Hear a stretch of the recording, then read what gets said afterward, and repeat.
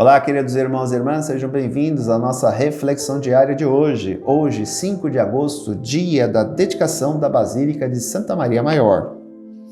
A Basílica de Santa Maria Maior, consagrada em honra de Nossa Senhora, proclama a maternidade de Maria.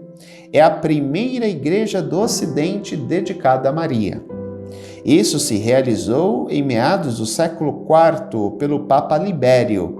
Esta basílica, em sua edificação, é muito bela, pois bela é a Mãe de Deus, e não há criatura que a supere em beleza, tão digna mãe do Filho de Deus.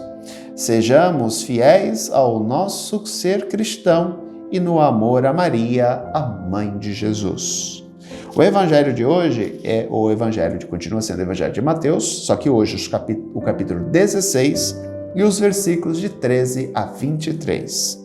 Naquele tempo, Jesus foi à região de Cesareia de Filipe e ali perguntou a seus discípulos: quem dizem os homens ser o Filho do Homem? Eles responderam: alguns dizem que é João Batista, outros que é Elias, outros ainda que é Jeremias ou algum dos profetas. Então Jesus lhes perguntou: e vós, quem dizeis que eu sou? Simão Pedro respondeu: tu és o Messias, o Filho do Deus vivo. Respondeu Jesus: feliz és tu, Simão, filho de Jonas, porque não foi um ser humano que te revelou isso, mas o meu Pai que está no céu. Por isso eu te digo que tu és Pedro, e sobre esta pedra construirei a minha igreja, e o poder do inferno nunca poderá vencê-la. Eu te darei as chaves do reino dos céus. Tudo que tu ligares na terra será ligado nos céus, tudo que tu desligares na terra será desligado nos céus. Jesus então ordenou aos discípulos que não dissessem a ninguém que ele era o Messias.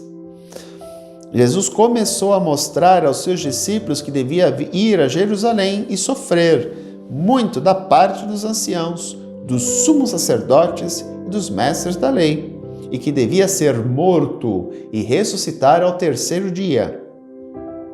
Então Pedro tomou Jesus à parte e começou a repreendê-lo, dizendo: Deus não permita tal coisa, Senhor, que isto nunca te aconteça. Jesus, porém, voltou-se para Pedro e disse: vai para longe, Satanás. Tu és para mim uma pedra de tropeço, porque não pensas as coisas de Deus, mas sim as coisas dos homens. Esse texto já apareceu diversas vezes por aqui, mas vamos reforçar a explicação dada das outras vezes. Jesus está no meio do seu ministério e ele quer saber o que o povo compreendeu até agora da sua missão. Quem dizem os homens ser o Filho do Homem? João Batista.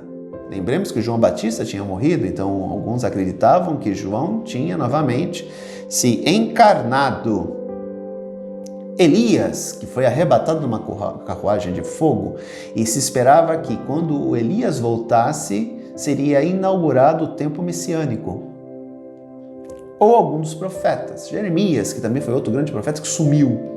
Jeremias acabou sendo levado para o exílio na fuga da queda de Jerusalém e ele acabou sendo levado para o Egito. Então não se sabe nada do que aconteceu com Jeremias ou algum dos profetas.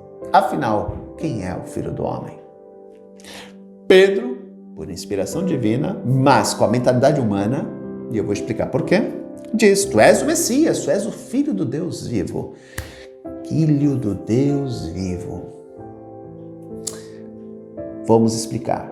Primeiro, o rei de Israel, desde Davi, é considerado filho de Deus.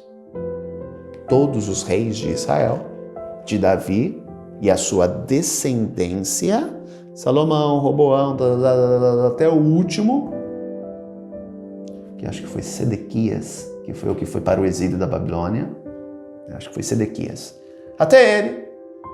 Depois apareceu um outro no regresso do exílio da Babilônia, que era Zorobabel, se eu não me engano. Que acho que foi o último que tem registro, que era da descendência de Davi. Todos eles eram filhos de Deus. Ponto. Para começar a compreender por que eu falei que por inspiração divina, mas lógica humana. Tá? Outro aspecto. Na mentalidade judaica é impossível Deus, o Deus de Abraão, o Deus de Isaac, o Deus de Jacó, o Elohim Zebaot, o Senhor dos Exércitos, o grande Deus que criou o mundo, o universo e tudo que há nele, habitar na matéria. Deus é puro espírito. A matéria é pecado. Aqui é uma visão maniqueísta, dualidade, separação total. A carne só tem pecado, só tem miséria, só tem desgraça e o espírito é elevado. Visão maniqueísta, muito presente no cristianismo primitivo. No judaísmo também isso era presente. Então era impossível Deus encarnar num ser humano, na matéria. Ok? Portanto, quando Pedro diz, tu és o Messias, o Filho do Deus vivo, e aqui Jesus compreende que Pedro, por inspiração divina, afirmou a fé, por isso, sobre a tua fé, tu és Pedro, a tua fé, sobre a tua fé, lembremos que o nome de Pedro não era Pedro, era Simão, Jesus que adiciona a pedra, tá? A pedra representa a fé, rocha, firmeza, segurança, que a fé tem que nos dar, ok? Sobre a tua pedra, eu edificaria a minha igreja. Ok? Beleza. Só que a visão de Messias, de Jesus e de Pedro, totalmente diferente. Por quê? Jesus é Deus encarnado. Ele sabe que Deus pode encarnar na matéria porque ele encarnou. Pedro não. Enquanto Jesus entende que Pedro teve uma iluminação divina, só que Pedro não percebe isso porque Pedro está com a mentalidade humana, aqui há visões antagônicas de Messias. Jesus é o Messias profetizado por Isaías, o Messias que dá vida, o Messias que sofre, o Messias que apanha, o Messias que morre, mas ressuscita. Lembremos que ele assume condição humana para morrer na cruz, para libertar o ser humano do pecado. Ok? Para Simão Pedro, Jesus é o futuro rei de Israel, por isso que ele é o Messias. E aqui entra algo puramente humano. Lembremos que todos nós somos tentados no ter, no querer e no poder. As três grandes tentações que nós refletimos sempre no primeiro domingo da Quaresma. Tentações que Jesus também teve. E nós somos tentados ao longo da nossa história, neste mundo. Tá? Não sejamos inocentes. Os discípulos abandonaram casa, família, trabalho, tudo para seguir Jesus, porque acreditavam no projeto de Jesus. Não, porque achavam que ele era o Messias, descendente de Davi, que iria governar Israel. O projeto dos discípulos é humano, o projeto de Jesus é divino. Por isso que eu digo que são visões antagônicas. Tanto assim que quando Jesus começa a dizer, não, mas eu tenho que ir para Jerusalém, chegar lá eu vou apanhar, vou sofrer, mas vou morrer, mas vou ressuscitar, Pedro repreende Jesus. Não, Deus não permita tal coisa. Pô, eu abandonei minha família, abandonei meu trabalho, abandonei minha casa, passo às vezes frio, caminho pra caramba, tô sofrendo o diabo aqui para você morrer? Que história é essa? Não, de jeito nenhum, isso não pode acontecer. Aí, Jesus percebe que as visões são antagônicas. Enquanto eles esperam o Messias terreno, que vai expulsar os romanos, sentar no trono, e os discípulos do ladinho dele vão governar Israel, não. Os projetos são diferentes. E aí Jesus dispara. Vai para longe, Satanás. Na verdade, a tradução não seria muito correta. Na verdade, Jesus convida Simão a se tornar discípulo dele, a se colocar atrás dele. Vai para longe, Satanás, porque tu és para mim uma pedra de tropeço. Porque os teus pensamentos não são os de Deus, mas os homens. Tanto assim, gente, que os discípulos, quando Jesus vai para a cruz, eles fogem. Simão mesmo nega Jesus.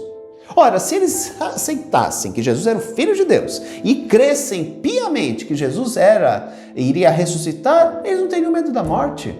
Isso só acontece quando Jesus aparece para eles ressuscitado. Aí sim, Pedro mesmo vai morrer em Roma, crucificado. Todos os outros discípulos, com exceção de João, vão morrer, todos eles mártires. João é o único que morre de velhice exilado em Patmos, uma ilha perto da atual Turquia. Mas até então todos fogem. Ora, se eles tivessem noção de quem Jesus era de fato e o que aconteceria depois, se eles realmente acreditassem em ressurreição, eles não teriam medo. Poderiam até ter morrido junto com o próprio mestre. Eles não teriam medo de nada. Mas o projeto dos discípulos era um projeto humano. Eles achavam que Jesus ia se tornar rei neste mundo. E, ao se tornar rei, eles seriam os ministros do rei. Teriam uma vida boa, iriam governar ao lado dele. Visões diferentes. E aqui, encerrando, o grande porém desse texto. Por que estamos com Jesus? Nós estamos com Jesus por causa do projeto dele? Acreditamos piamente que ele é o nosso Deus, Senhor e Salvador? Ou temos outros interesses em caminhar com Jesus? Qual é o nosso projeto com ele? O que esperamos de Jesus? Queremos o Jesus curandeiro, que vai resolver todos os nossos problemas? O Jesus que vai nos abençoar e vai chover dinheirinho na minha conta? O que eu espero de Jesus? A minha visão de Jesus é a visão de São Pedro? Poder, dinheiro, vida mais tranquila? Ou a cruz? Qual que é o projeto de Jesus? Um grande abraço, queridos irmãos e irmãs. Até amanhã, se Deus quiser. Tchau.